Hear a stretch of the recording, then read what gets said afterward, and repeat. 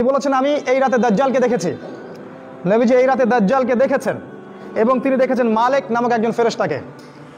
তিনি বলেছেন এই মালিক মূলত কে?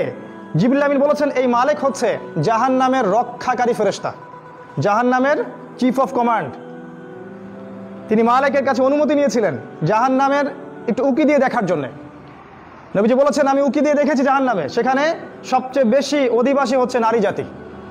জাহান্নামের সবচেয়ে বেশি অধিবাসী হচ্ছে নারী জাতি। তার মানে এই উম্মতে মুহাম্মাদির একটা বড় অংশের মেয়ে জাহান্নামে যাবে, অন্য উম্মতের নয়। এই উম্মতে মুহাম্মাদির একটা বড় অংশের মেয়েরা জাহান্নামে যাবে। অর্থাৎ এই উম্মার মেয়েদের সাথে শেষ জামানায় এমন কিছু হবে যার ফলে মেয়েরা ঈমান ইসলাম পর্দা ধরে রাখতে পারবে না।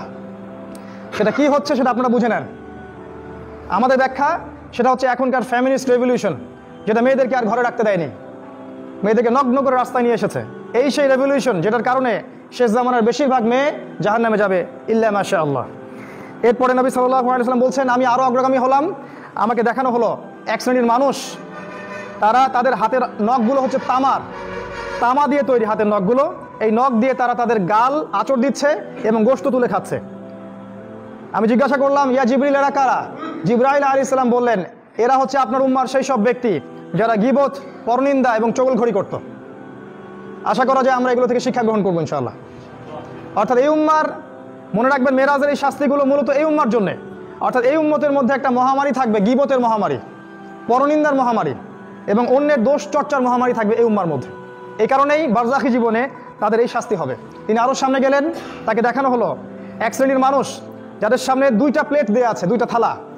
একটা থালায় আছে অত্যন্ত সুস্বাদু গোশত, আর একটা থালায় আছে নোংরা দুর্গন্ধযুক্ত গোশত। নবীজি বললেন আমি দেখলাম তারা দুর্গন্ধযুক্ত গোশতগুলো খাচ্ছে, আর যেটা বিশুদ্ধ গোশত সুন্দর সেটা খাচ্ছে না। নবীজি বললেন এরা কারা?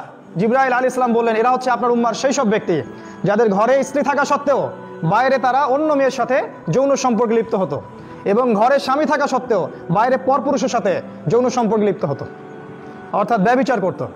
অর্থাৎ এই উম্মার মধ্যে আরেকটা মহামারী ছড়াবে, সেটা হলো এই ব্যভিচারের মহামারী, জিনা এবং পরকীয়া ব্যভিচারের।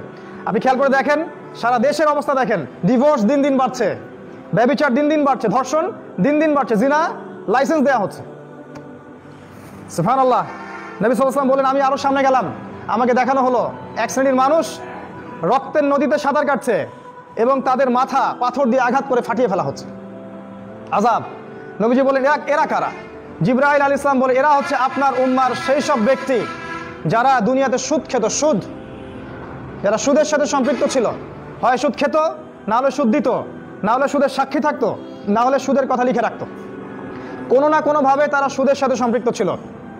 তারা যেমন সুদের মধ্য দিয়ে মানুষের রক্ত চুষে খেয়েছে, ঠিক আজকে ওদেরকে রক্তের নদীতে ফেলে মাথা ফাটিয়ে দেওয়া হচ্ছে। তিনি আরও বললেন আমি সুদখোরদের মধ্যে একজনকে দেখলাম যে সাঁতার কাটছে এবং নদীর কিনারায় গিয়ে পাথর খাচ্ছে, পাথর। জিবরাইল আলাইহিস সালাম বলেন এরাও ছিল সুদখোরদের এক শ্রেণী যারা সুদের ব্যাপারে বেশি অগ্রগামী ছিল। নবীজি বললেন আমি দেখলাম আরও অগ্রগামী হয়ে এক শ্রেণীর মানুষ যারা ফসল ফলাচ্ছে এবং ফসল দ্রুত ফলে যাচ্ছে, খুব দ্রুত তারা ফসল কেটে ফেলছে, আবার ফসল গজাচ্ছে, এভাবে কন্টিনিউয়াসলি চলতে আছে। আমি বললাম এরা কারা?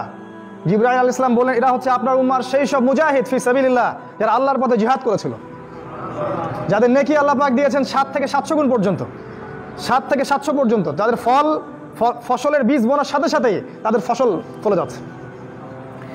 আল্লাহ পাক যেন আমাদেরকে তার পথে দাওয়াত এবং জিহাদ অব্যাহত রাখার তৌফিক দান করেন, আল্লাহুম্মা আমিন। নবীজি দেখলেন আরও সামনে গিয়ে এক শ্রেণীর মানুষ শুয়ে আছে, তাদের মাথা পাথর দিয়ে ফাটিয়ে দেওয়া হচ্ছে, মাথার টুকরা টুকরা হয়ে যাচ্ছে এবং পাথরটা দূরে চলে যাচ্ছে। ফেরেশতারা পাথরটা আনতে যাচ্ছেন, এই সময়ের মধ্যে মাথাটা আবার জোড়া লেগে যাচ্ছে। নবীজি বলেন এই শাস্তি কি জন্যে? ফেরেশতারা বললেন এই শাস্তি হচ্ছে এই কারণে তারা ফরজ নামাজে অবহেলা করত, নামাজ না পড়ে ঘুমিয়ে থাকতো। তারা ফরজ সালাতে অবহেলা করত এবং নামাজ না পড়ে ঘুমিয়ে থাকতো, এই জন্য তাদেরকে এই শাস্তি দেওয়া হচ্ছে। মনে করিয়ে দিই আমাদের নবী মুহাম্মদ সাল্লাল্লাহু আলাইহি সাল্লামের জীবনের শেষ ওসিয়ত হচ্ছে আসসালাত ওয়া মা মালাকাত আইমানুকুম, সালাতের ব্যাপারে সতর্ক থাকবে এবং তোমাদের অধীনস্থদের ব্যাপারে সতর্ক থাকবে। এই সালাতকে কায়েম করার জন্য 23 বছর নবীকে সংগ্রাম করতে হয়েছে। আর আজকের মুসলিমরা 90% মুসলিমের দেশে 90% মুসলিমই সালাত পড়ে না। আর যারা সালাত পড়ে তারা জানে না আমি কি পড়ছি, তারা আসলেই জানে না কি পড়ছে। তারা মনে করে আমরা একটা ফিজিক্যাল ব্যায়াম করছি। হাজারে আমার মনে হয় 10টা মানুষ পাওয়া যাবে না যারা সলাতের A to Z অর্থ বলতে পারবে, সে আল্লাহর সাথে কি বলছে এটা অর্থ বলতে পারবে। সতর্ক হয়ে যায়, আল্লাহ পাক তৌফিক দান করুন। নবী সাল্লাল্লাহু আলাইহি ওয়াসাল্লাম আরও বললেন, আরও সামনে গেলাম, দেখানো হলো যে এক শ্রেণীর নগ্ন মানুষ, আমরা যেটাকে বলি আন্ডারওয়্যার পরে আছে, এবং তাদেরকে জারি এবং জাক্কুম নামক দুইটা খাবার দেওয়া হয়েছে। জারি হচ্ছে জাহান্নামের পাথর, আর জাক্কুম হচ্ছে জাহান্নামের কাঁটাযুক্ত ফল। তারা সেগুলো খাচ্ছে। নবীজি বললেন, এরা কারা? জিবরাইল আলাইহিস সালাম বললেন, এরা হচ্ছে আপনার উম্মার সেই সব ব্যক্তি যাদের জাকাত দেওয়ার সামর্থ্য ছিল কিন্তু তারা জাকাত দিত না। আমি আবার বলছি, তারা আপনার উম্মার সেই সব ব্যক্তি যাদের জাকাত দেওয়ার সামর্থ্য ছিল কিন্তু তারা জাকাত আদায় করতো না। নবী সাল্লাল্লাহু আলাইহি ওয়াসাল্লাম দেখলেন আরো এক শ্রেণীর মানুষ যারা লাকড়ি জড়ো করছে, কাঠের লাকড়ি, অনেকগুলো লাকড়ি জড়ো করছে কিন্তু তারা বোঝা বহন করতে পারছে না। নবীজি বলে, এরা কারা? তাকে বলা হলো, এরা আপনার উম্মার সেই সব ব্যক্তি যারা দায়িত্ব পালন করতে পারতো না কিন্তু দায়িত্ব তাদের কাঁধে নিত। পলিটিক্যাল নেতারা সতর্ক হয়ে যান, যারা দায়িত্ব পালন করতে পারতো না কিন্তু দায়িত্ব তাদের কাঁধে জোর করে নিত, চেয়ে নিত দায়িত্ব, আমাকে দায়িত্ব দাও, আমি যোগ্য, কিন্তু দায়িত্ব তারা পালন করতে পারতো না। এই শাস্তি হবে পরকালে। নবীজি দেখলেন এক শ্রেণীর মানুষের জিহ্বা আগুনের কেচি দিয়ে কেটে দেওয়া হচ্ছে এবং জিহ্বার বাকি অংশ টেনে পিঠের পিছনে পেরেক দিয়ে লাগিয়ে দেওয়া হচ্ছে। নবীজি বললেন, এরা কারা? সাল্লাল্লাহু আলাইহি ওয়াসাল্লাম তাকে বলা হলো, এরা আপনার উম্মার বক্তা, এরা আপনার উম্মার দায়ী এবং বক্তা, আলেম, কারি এবং হাফেজ, যারা মানুষকে খুব সুন্দর সুন্দর দিনের নসিহত করতো কিন্তু তারা নিজেরাই সে আমল করতো না। নাউযুবিল্লাহি মিন যালিক। আল্লাহ পাক বলেছেন, লিমা তাকুলুনা মা লা তাফআলুন, তোমরা এমন কথা কেন বলো যেই কাজ তোমরা নিজে করো না। আজকের এই উম্মার, আমাদের এই জাতির সবচেয়ে বড় সমস্যা, আমরা এমন এক শ্রেণীর ওলামায়ে কেরাম তৈরি করতে পারে নাই যারা কথা এবং কাজে মিল আছে। কথা এবং কাজে 100% মিল থাকলেই সে আলেম, কথা এবং জানা এবং আমলে 100% মিল থাকবে সে একজন আলেম।